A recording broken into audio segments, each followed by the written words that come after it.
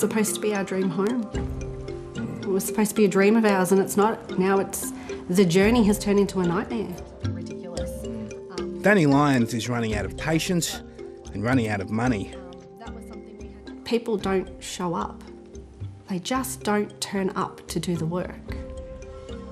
It's been 3 years since she signed up with builder Burbank Homes, and she's still waiting to move into her house. It's almost done, but work has frustratingly slowed to a crawl. We can't do this anymore. We can't go past April. We can't, we can't do another week in May. We can't just sit here and wait like you're telling us to, and their response is, there's nothing I can do.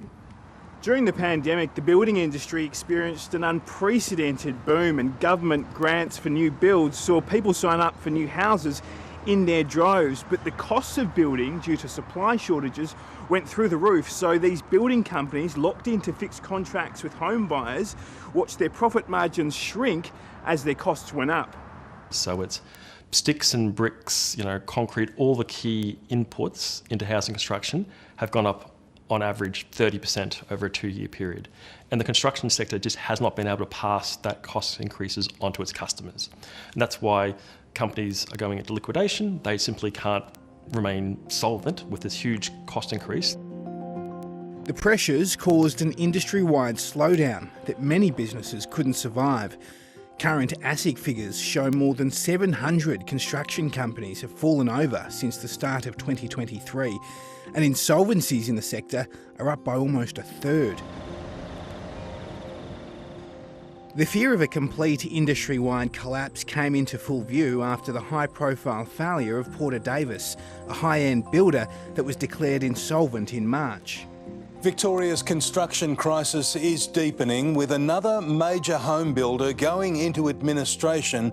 Marcorp, which owns Urban Edge and 8 homes, went into administration soon after, leaving 730 customers and more than 100 staff in limbo.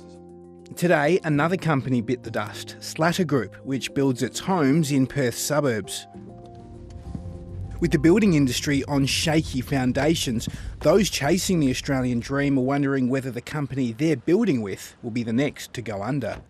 Most of the times I don't see any activity around the house, so yeah, I don't know if people are coming in and making fixes. Amir Parker and his wife Shweta are with home builder Simmons. The build in the western suburbs of Melbourne began in early 2022, and although it looks almost done, Amir says a number of defects are yet to be fixed. Simmons has said it's fine for the family to move in. It's not uncommon for people to live in recently built homes with defects. I can see something red. But Amir and Shweta are reluctant to take the keys until the place is fully finished. They're at a stalemate. I feel like I'm very powerless. I don't have any power. I don't know what to do next, how to get this matter resolved. Every night I go to bed, I think about it. I talk to him about it. What do we do? Should we just move in?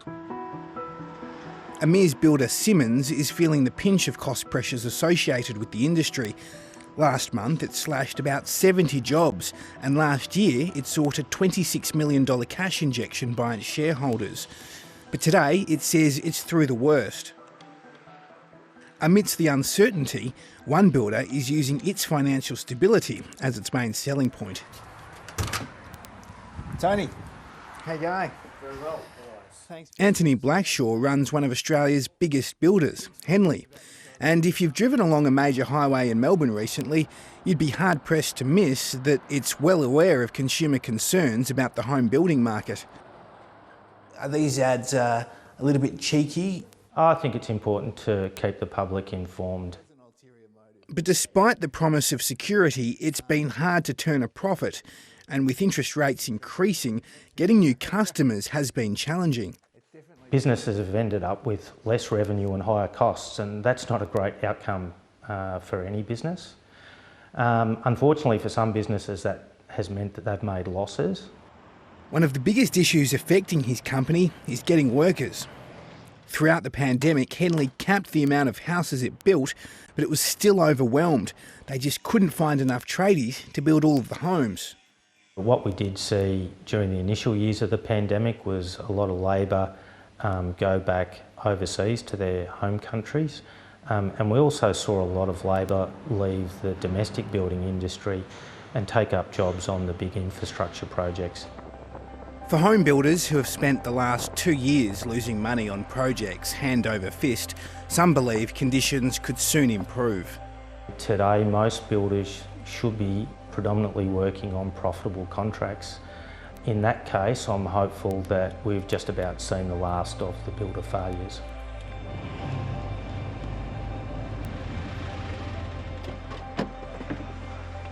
Back in Ballarat, Danny has better news. Hey Danny, how you going? Hey. Good to see you. Good to see you. Shortly after the ABC contacted her, Burbank agreed to hand over the keys.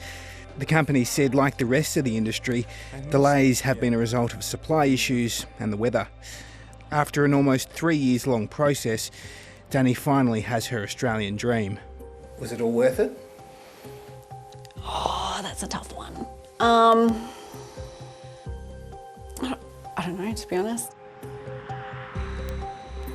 If we had the choice and we knew what the outcome was going to be, probably we wouldn't do it.